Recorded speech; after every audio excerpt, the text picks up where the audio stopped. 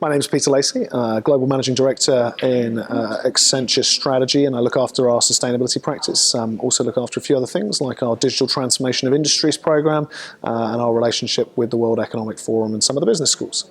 Accenture is the world's largest integrated consulting and digital provider of services, high-end services to help our clients transform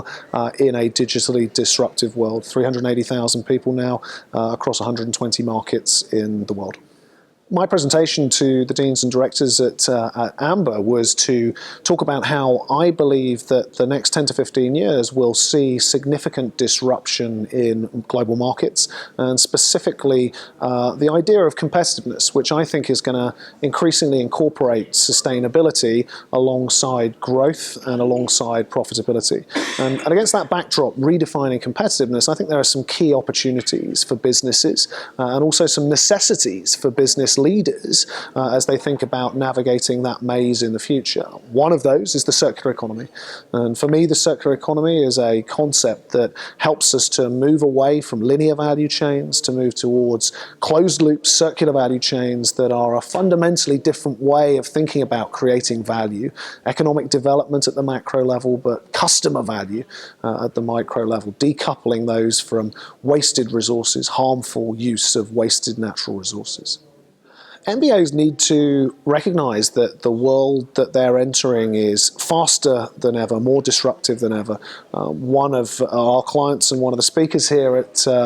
Amber was Paul Polman at Unilever, and he talks about a world that's volatile, uncertain, complex, chaotic, and ambiguous. So in that world, you have to find sources of differentiation, new ideas, new thinking. My biggest recommendation for MBAs, particularly thinking through some of these disruptive concepts at the interface of digital technology, sustainability, strategy, like circular economy, is to look for the new business models, look for the combination of technologies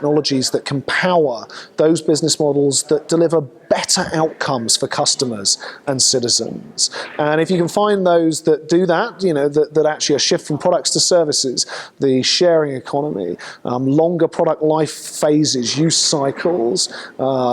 shifting from recovery to recycling models in terms of recovering assets, those are the kinds of models that can not only be better for customers, but also can be better for the planet and better for society.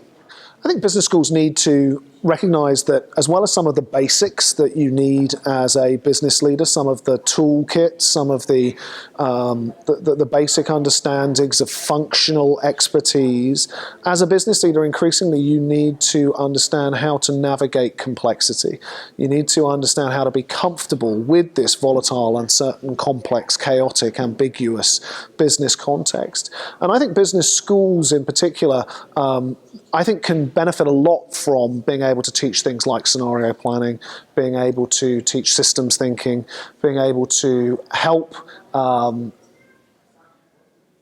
really students embrace and understand the extraordinary combination of technology breakthroughs that are emerging in what some people are calling the fourth industrial revolution. And if I look at where MBAs are now and where they're going to be leading in the next 5, 10, 15 years, that fourth industrial revolution, the technologies and what it's going to mean, digital disruption, disruptions in science in areas like genetics, that's going to be a fundamentally different world, and we don't know exactly how that's going to play out. So understanding how to sense, understanding how to have a global perspective, how to embrace innovation and change, how to experiment, fail fast, all of these things are going to be important over and above the basic skills required by MBAs.